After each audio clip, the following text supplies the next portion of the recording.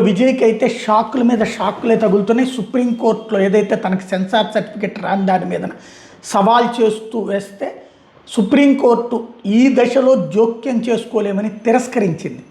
Madras హైకోర్టులోనే division బెంచ్ని ఆశ్రయించాడు. ముందు single bench దగ్గరికి వెళ్ళారు, సింగిల్ బెంచ్ కొట్టేసింది కాబట్టి డివిజన్ బెంచ్ దగ్గరికి వెళ్ళాలి. డివిజన్ బెంచ్ తర్వాత అక్కడ కూడా కొట్టేస్తే అప్పుడు మా దగ్గరికి రావాలి, మీరు అక్కడికి వెళ్లకుండా మా దగ్గరికి రావడం వల్ల మేము జోక్యం చేసుకోలేమని చెప్తూ హైకోర్టుకి, మద్రాస్ హైకోర్టుకు కూడా ఆదేశాలు ఇచ్చింది. ఈ నెల 20లోగా ఈ కేసును విచారించి జననాయకన్ సినిమాకి సిబిఎస్ఈ దానికి సెన్సార్ సర్టిఫికేట్ ఇవ్వాలా అక్కర్లేదా అన్నటువంటిది వాళ్ళు ఇవ్వట్లేదు, ఇవ్వమని ఆదేశించాల్సిన అవసరం ఉందా లేదా అన్నటువంటిది తేల్చి చెప్పమని చెప్పేసి మద్రాస్ హైకోర్టుకి ఆదేశించింది. ఒకవేళ అక్కడ కాకపోతే అప్పుడు అక్కడ కొట్టేస్తే అప్పుడు ఏం చేయాలన్నటువంటి తాము ఆలోచిస్తామన్నటువంటి విషయాన్ని ప్రకటించింది. ఈ నెల 20వ తారీఖుకి మద్రాస్ హైకోర్టు ఏం చెప్తుందో చూడాలి, ఈ లోపే తేలుస్తుంది అన్నది.